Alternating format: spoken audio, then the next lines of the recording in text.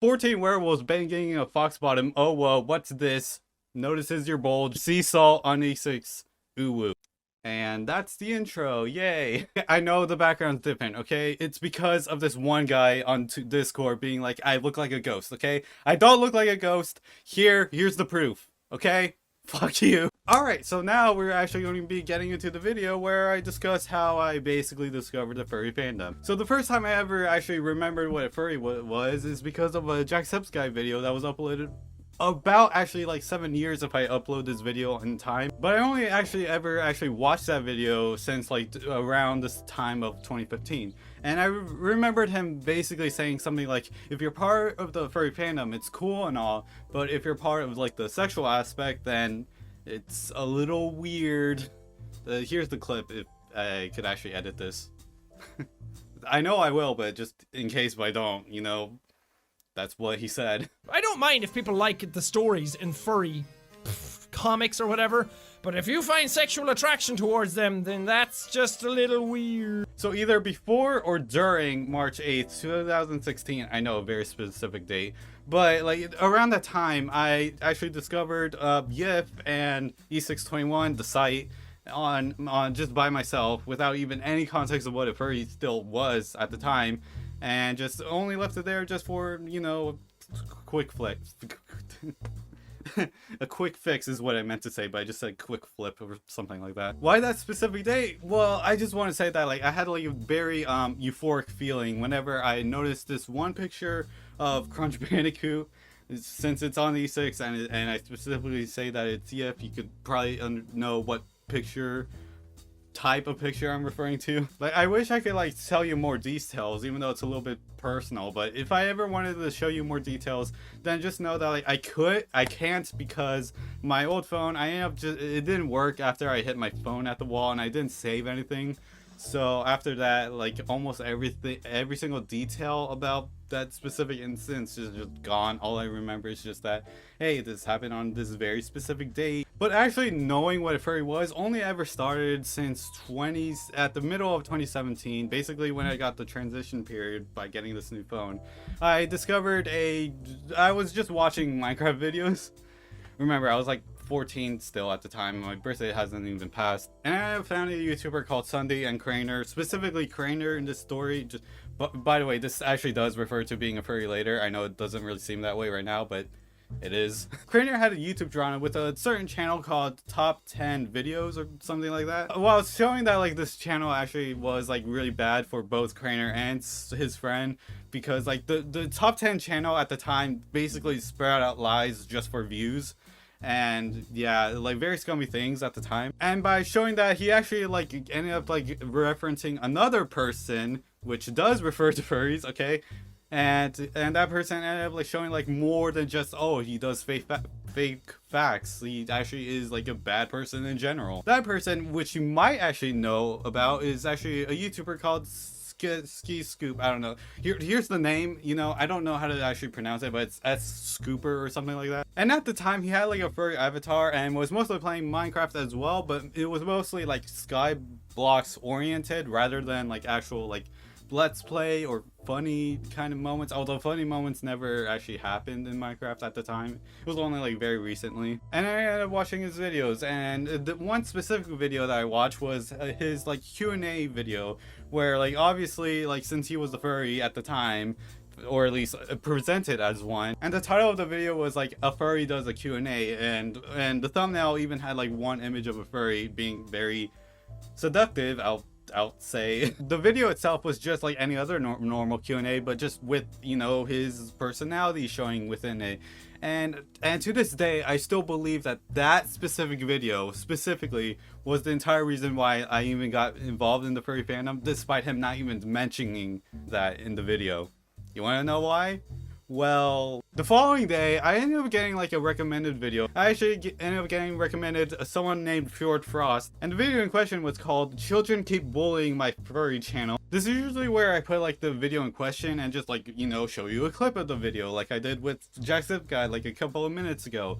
But sadly, Fjord Frost, or I guess now he's technically Quartz Husky because he changed the name and fursona of his character. In March of 2021, or technically this year, he privated his channel, so I can't show you the video because not only do I have to even get the video link, I also have to make sure that it's actually unlisted instead of just private.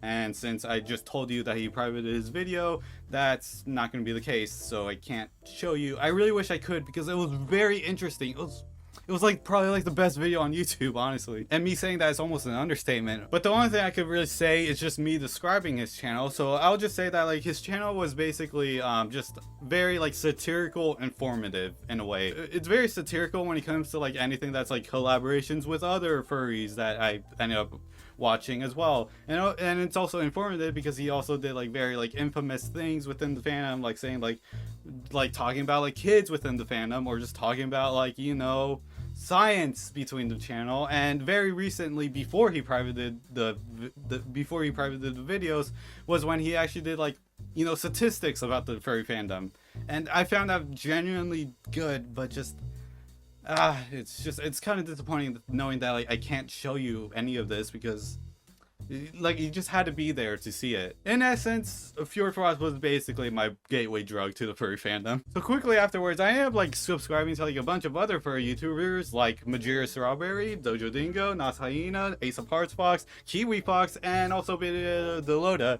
Even though technically at the time he wasn't a furry, but that's technicalities, whatever. About a month went by when Saint Jossum himself actually made a video about furries, which featured one that I ended up subscribing to quickly afterwards, which was Kiro the Wolf. And Kiro did seem like a good person based on like both Shane Dawson's current viewers at the time and the furry community when they saw the video was actually uploaded by Shane Dawson himself. So yeah, that's all by like at the time. Obviously, like both of these people actually did bad things in a later date, but that's a little bit later on to the video. So basically, after that video was uploaded, my interest of the furry fandom just basically did like a double take, and that's when I would technically consider myself a furry. I subscribed and unsubscribed to like many of these furry channels that I'm gonna mention right about now. Channels that I would quickly want to mention because it's a lot more than you think. Okay. Are channels like Artemis Wishfoot, Sunny Dingo, Mark Sparks, Stormy Wolf, Odin Wolf, Beagle and Red, Frankie X, Sordin, Skladvik, Adler the Eagle, Fluke, Wolfang Suberus, okay, that was hard, Glitch, Pikaru, Damn Dog Games, and many more that I've also grown familiar with based on Twitter because I followed like many of these people on Twitter at a certain point. There was also Verplex and Cothrix, but I'm not really proud of those two. Verpix is because he did basically sexual stuff as a minor during International Horny Day, which is a made-up kind of holiday. And Cothrix, there's a reason why he's part of this meme, okay? There's a reason. Ooh, this is actually really good. At the beginning of 2018, I saw one of Glitch's videos where, if you remember, like basically like 30 seconds ago, is a YouTuber that I subscribed to and watched one of his videos where he basically commented on a book about like an Amazon thing because he was doing like a furry Amazon video at the time. And I remembered him like giving a comment on like a book series on like the first book of a series, that's what I meant, and I ended up ordering the book, and the book is called Out of Position. The book didn't really feel all that special at first, but then like when I continued reading like through like the entire story, I was actually memorized by like the characters and stuff, because at first I thought it was just like, oh, this is just like a normal furry book because it just has basically porn in it. And yeah, that is true to an extent, especially on like the first couple of pages, but it just went like a lot more of a deeper theme within the book, like something like, oh wow, societal things about like gay people at the time, because this book was released at like 2009, and it basically was a really good book. Yeah, that's my review of the book. Very brief review, but still a review. And I even got interested into the book series. I even ordered The second book, Isolation Play, let's go. And you could also probably guess what I ordered next. The third book.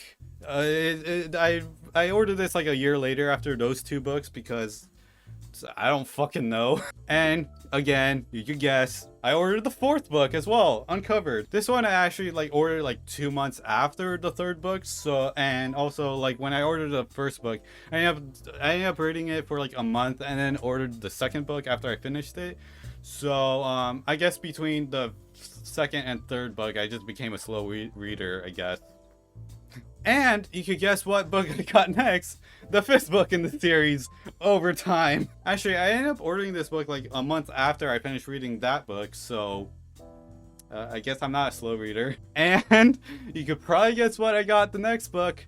Look, it's nothing, because I actually recently found out that there was actually a sixth book, and I am planning on buying it. Like, I don't really feel like I need to like read the sixth book, because like all those 5 books kind of does feel like you just completed the story, because that's kind of how the fifth book ended. Spoilers, kind of.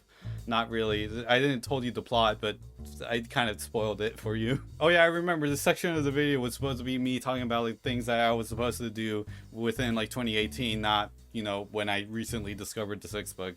Never mind. Overall, my interest in the furry fandom actually still like kept like in an elevated like thing going upwards on a non-existent graph. Then September 2018 happened, and all I'm gonna say is that like Hiro ended up doing something bad, and he arguably did something worse than what Shane Dawson had to do, like, you know, years later. In January 2019, I almost ended up going to like a furry convention. In fact, I even have like a paper. Wait, hold on a second.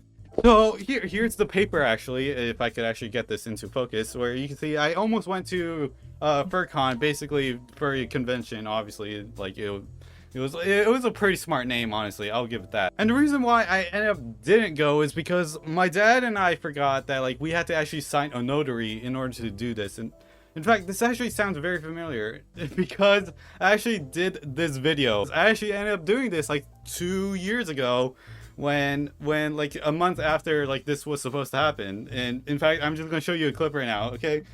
According to this, the date that they signed this was at January the 8th, and that's when they signed this entire thing. That's when they thought, okay, this is done, cut and clear, let's move on and just wait for maybe like 2 weeks for the convention to start.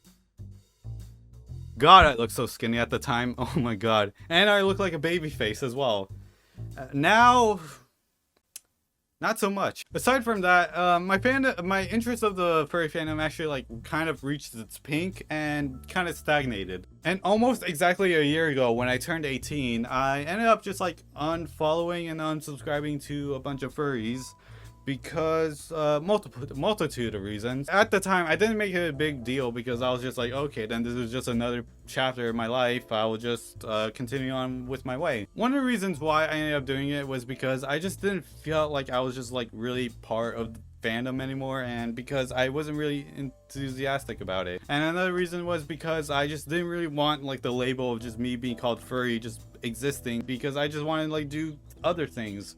Which is why, like, on Twitter, even before I even did it, I just called myself a nominally furry, because I just want to say, like, I basically want to do all the things, but not have the name of it per se. And to call myself nominally a furry, that I could just basically have that. And finally, the last reason was, like, a very petty reason, and that was because I just thought I was just better than everyone else, honestly. I even remembered liking a tweet just for the very purpose to piss other people off, and that was to, and it was a tweet along the lines of, the fandom is just a bunch of dick worshipping retards. I don't know if I even still have that tweet liked, but hopefully not, and if I don't, then you just point it out to me, okay? You will now think that this is basically how I end the video, and just give a brief summary about like all the things, compliment on everyone, and just have like the bloopers rolling around after the outro, and just basically give you guys entertainment for like the next like minute after the outro. But interestingly enough, I did have a little bit of a resurgence. When I was doing the talking to a toxic smurf video, I ended up doing like a joke where it's just like, oh, I don't associate with furries because they try to sexualize me. And I doubled down to purposely find an image of a wolf daddy, but I don't associate with furries because they try to sexualize me. It's actually a college coach, but tomato tomato. After that video, I followed and actually tried getting into contact with the artist of that, you know, anthro, and I specifically told him that I used his art and even credited him in the video, and he never responded ever. But it was like a silver lining in a way, because I would have unfollowed him if he actually did notice that I did that, and I would have actually like missed out on like the other things that he was also working on at the time as well, like, you know, this thing that was still in production right now. Which, by the way, the character's personality in this thing is actually like very close to basically me in real life. Like I'm Elliot in this comic, and Cliff is the most amazing guy in the world. That's all I'm gonna say. Never forget April 11th, 2021. Soon after I followed him, I just didn't care at that point if someone just so happens to be a furry avatar.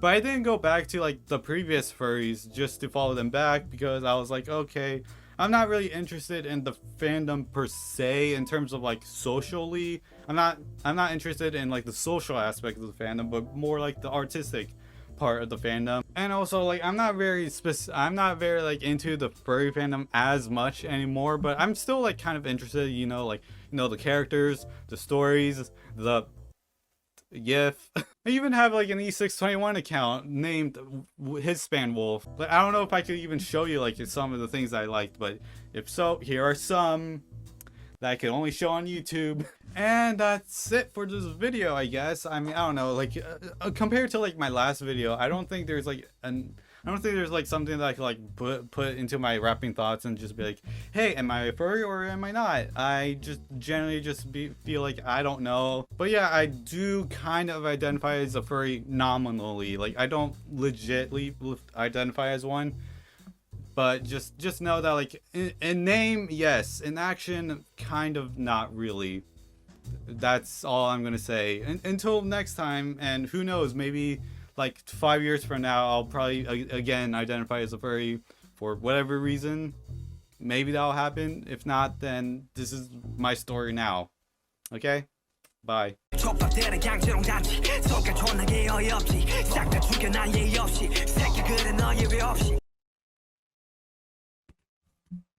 Please, I just want your cock in my mouth.